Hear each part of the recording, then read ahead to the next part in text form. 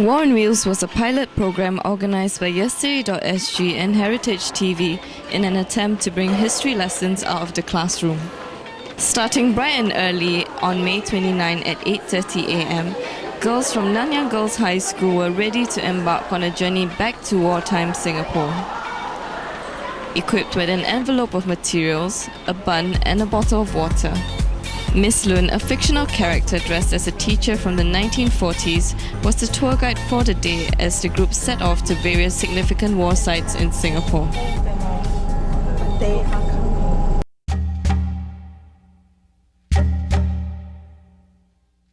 On 8 February 1942, this little spot in Kranji is where the Japanese landed.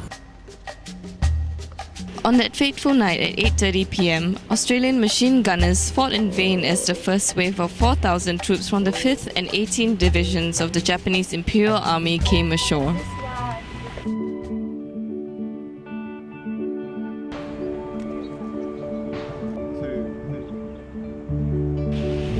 It was a heartfelt moment at the Kranji War Memorial later that morning as the girls took time to make 2 poppy wreaths for the soldiers who bravely fought for Singapore more than 60 years ago.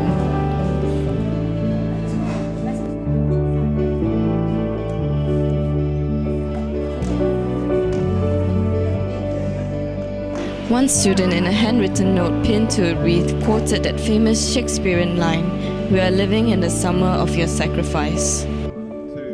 Your brave valor and great sense of love and justice is still felt today as we all take a moment to appreciate and thank you. Thank you for your courage and undying spirit in fighting for your country. May God bless you and your loved ones. Heads bowed, they took a minute of silence as a mark of respect.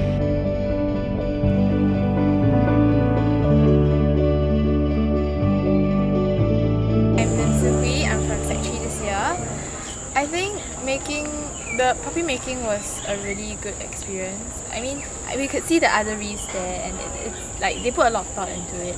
And obviously, the puppy wreath is a really symbolic of. I mean, people do it a lot over there. So, and for us, we never really visited the Kranji War Memorial before. So, going there and making the puppies like for the first time, I think it was like a first experience for a lot of us. So to feel like we had done something for them was like I think it's something that we wouldn't be able to do on a normal daily basis. So doing it on this tour would be really good. And in the Kranji War Memorial, I think the atmosphere there is just really, really very peaceful. It's very serene, and even though you can feel the sadness of so many lives lost, you also appreciate and realize that they died because of us, and we do our best to respect that by honouring them and remembering them so that they live on in us. At the Battle of Bukit Timah at Bukit Timah Nature Reserve, the girls were put to the test. Knowing that the enemy is approaching, they were given 1 minute to evacuate their homes.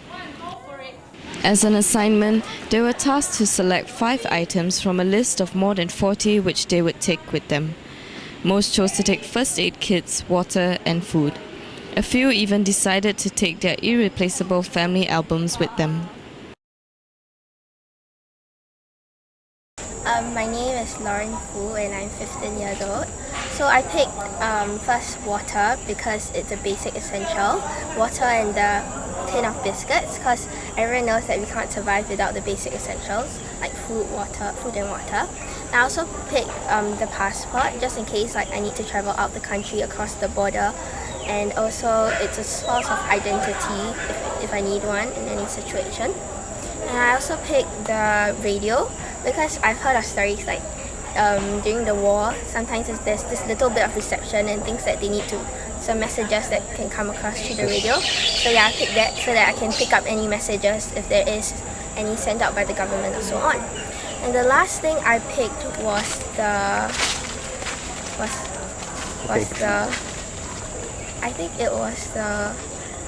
torchlight, because in any case like of darkness, or if I need to see something in the dark, or if I'm camping out, I think that torchlight will be something quite useful. Yeah. Okay, very good. You didn't pick the family album. Yeah, Any reason I why? think family albums, they'll probably mean a lot to me, but I get the idea that it's kind of heavy, so it's kind of inconvenient to carry it with you. And also, it's something, you don't really need it to survive. Memories of Old Ford Factory was the next stop. For many of the girls, this was their first visit to this quaint museum built at the site of the surrender of Singapore to the Japanese on February 15, 1942. War on Wheels also took the students past Alexandra Hospital, where the story of the massacre of the wounded and dying was retold. They also visited Labrador Park, which still houses remnants of Singapore's defence fortifications. The journey ended at the Reflections of Bukit Chandu, a museum to commemorate one of the last battles fought here during the war. Ravished and ready to tuck into a hearty meal, the girls were met by sweet potatoes, bananas and crackers, food similar to wartime rations. As they begrudgingly ate their rations, proper lunch was revealed, a packet of bihun and potong ice cream which could be bought with banana money that they were given as part of their survival kit. They reflected on the sacrifices of the Malay regiment and were asked that difficult question. Those defenders knew they were hopelessly outnumbered and outgunned, and yet they fought virtually to the last man. Would you do the same, or would it be better to surrender and live to fight another day? The sufferings of Singaporeans during World War II simply cannot be comprehended by someone who has not lived through those dark days. What we had endeavoured to do with War on Wheels was to challenge young Singaporeans to make decisions faced by their forefathers. For Heritage TV, I'm Kimberly.